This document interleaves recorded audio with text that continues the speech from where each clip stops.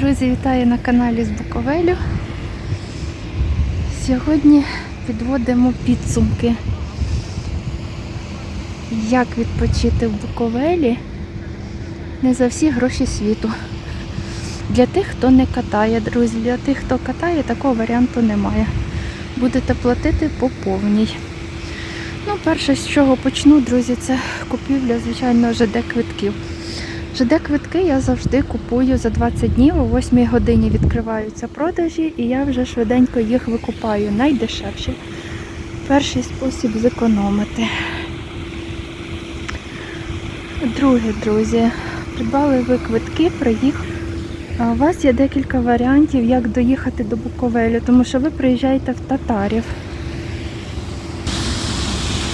Приїжджаєте ви в Татарів і вам потрібно якось доїхати до Буковеля. Перший варіант, їх взагалі 3. Перший варіант, ви сідаєте на маршрутку, яка коштує всього 100 гривень. 15-20 хвилин в дорозі і ви вже в Буковелі.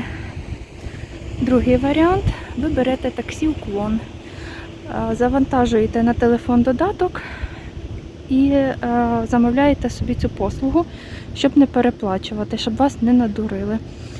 І третій варіант, ви домовляєтесь з таксистами, які чекають вас біля потягу. Вони розклад знають, тому вони своїх клієнтів чекають. Що я побачила, коли приїхала? 90% тих, хто був на потязі, їхала я, до речі, з Києва. Вони всі сіли на маршрутку.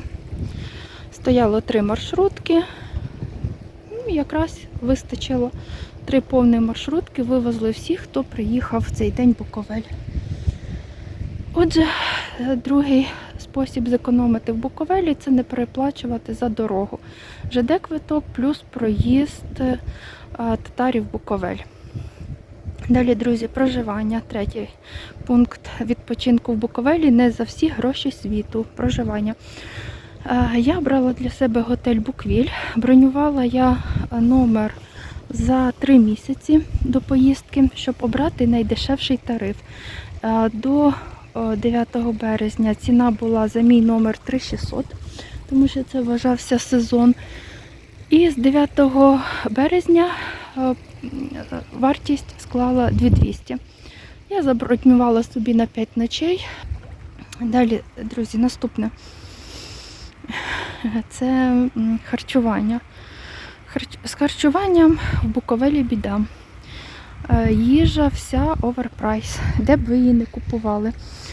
Навіть якщо ми беремо сільпо, це все одно один скромний обід, це буде 200-250 гривень без кави. Наступний варіант, де можна поїсти. Це столова. Вона нагадує пузату хату, але ціни значно дорожчі. Фотографію додам, назву додам, будете бачити.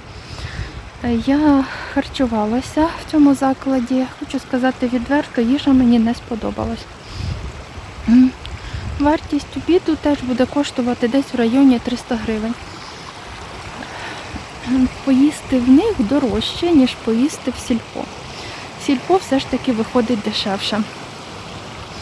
Всі решта закладів, які надають послуги харчування, одна страва 500 гривень. Славнозвісний борщ український і далі за списком це все 450-500 гривень. Дешевше ви тут ніде не поїсте. Тому ось так.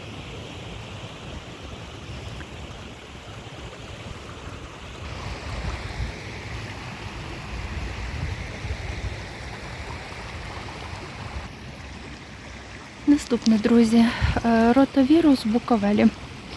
Перед тим, як сюди їхати, я в інтернеті побачила інформацію, що люди масово травляться, і це правда. Люди сильно травилися, потрапляли до лікарні, і таких отруєнь було чимало. Як я намагалась себе убезпечити від цього?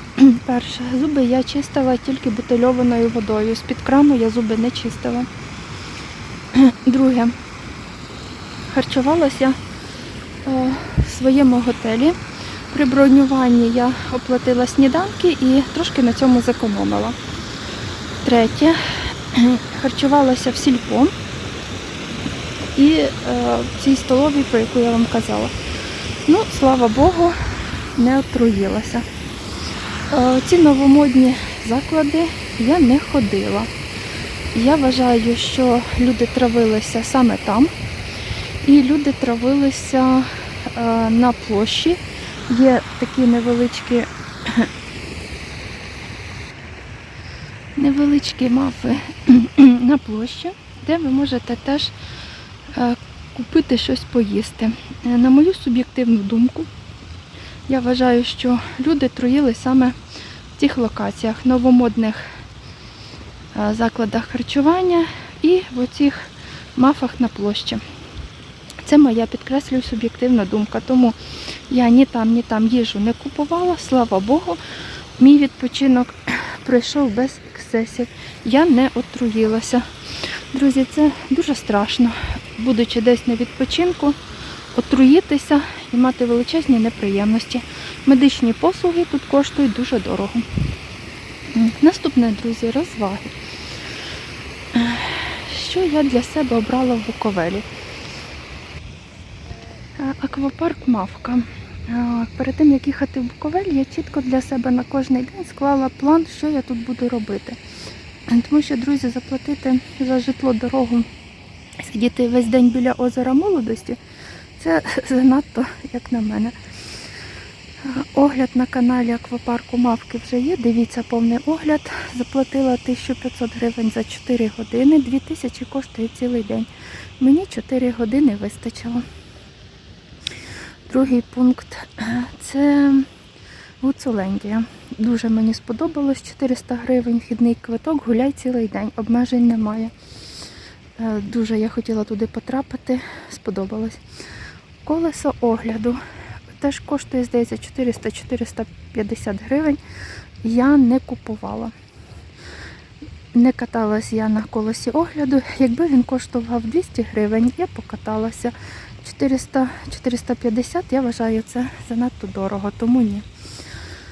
Далі, катання на витягу номер 2 оглядовому. Заплатила я, здається, 400 гривень. Хочу залишити свій відгук. Дуже гарні краєвиди, але коли ви взимку піднімаєтеся на другий витяг, то навколо вас засніжені траси і лижники. Там лише один оглядовий майданчик з прекрасними видами на Говерлу і інші гори, але на цьому все. Тому провела я там буквально 30 хвилин. Ну, влітку ви отримаєте більше задоволення, тому що будуть відкриті ще інші витяги, де набагато більше оглядових майданчиків, і за ці гроші ви більше кайфанете. Тому ось так. Далі, тут ще є Родельбан. Для тих, хто не боїться швидкості, вам сподобається.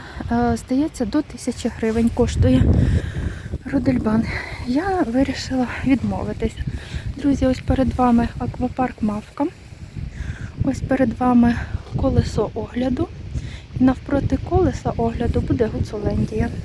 І ось вам озеро Молодості. Глибина до 10 метрів.